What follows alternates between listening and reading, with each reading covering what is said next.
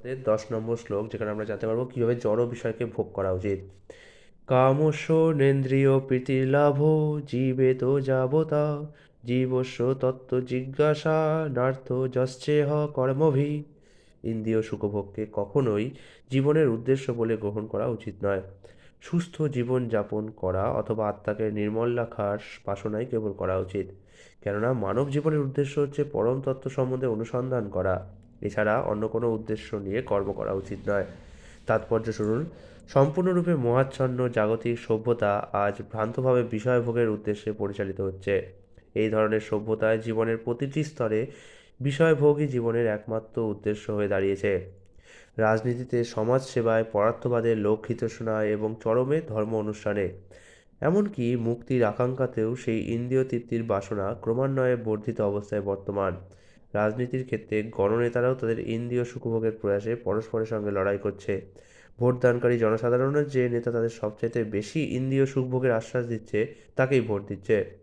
ভোটদানকারী জনসাধারণের ইন্দ্রিয় তৃপ্তির যখন বিঘ্ন ঘটছে, তখন তারা তাদের নেতাদের পদচ্যুত করছে।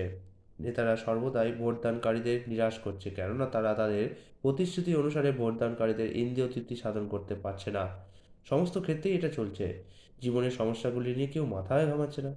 এমনকি যারা মুক্তির কামনা করছে, তারাও তাদের ইন্দ্রিয় তৃপ্তি সাধনের জন্য পরম তত্ত্ব বা ব্রহ্মে লীন হয়ে গিয়ে তাদের সত্তা বা আত্মাকে হত্যা করার চেষ্টা করছে।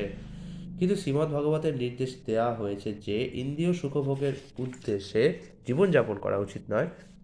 কেবল জীবন ধারণের জন্য যতটুকু বিষয়ভোগের প্রয়োজন ততটুকুই গ্রহণ করা উচিত, ইন্দ্রিয় সুখভোগের জন্য নয়।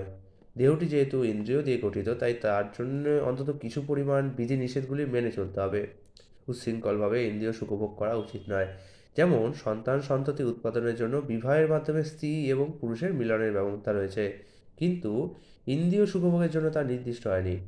আজকের সমাজে সংযমের অভাব বলেই জন্ম নিয়ন্ত্রণের এত পরিকল্পনা করতে হচ্ছে। কিন্তু মূর্খ লোকেরা জানে না যে পরম সত্যের অনুসন্ধান যখন শুরু হয়, তখন জন্ম নিয়ন্ত্রণ আপনা থেকেই সাধিত হয়। যারা পরম সত্যের অনুসন্ধানী, তারা কখনোই ইন্দ্রিয় সুখভোগের অর্থহীন কার্যকলাপে আকৃষ্ট হন না, কেননা তারা পরম সত্যের অনুসন্ধানে সর্বদাই মগ্ন। তাই জীবনের প্রতিটি স্তরেই মানুষের পরম সত্যের অনুসন্ধান করা উচিত, এবং তার ফলেই মানুষ কেবল সুখী হতে পারবে, কেননা সে তখন ইন্দ্রিয় সুখভোগের বিভিন্ন প্রচেষ্টা থেকে বিরত হয়। পরম সত্য যে কী তা পরবর্তী শ্লোকে বর্ণিত হয়েছে, অর্থাৎ শ্লোক 11-তে পরম সত্য কী দেখানো হয়েছে। আগামীকাল এটা আমরা জানবো। হরে কৃষ্ণ।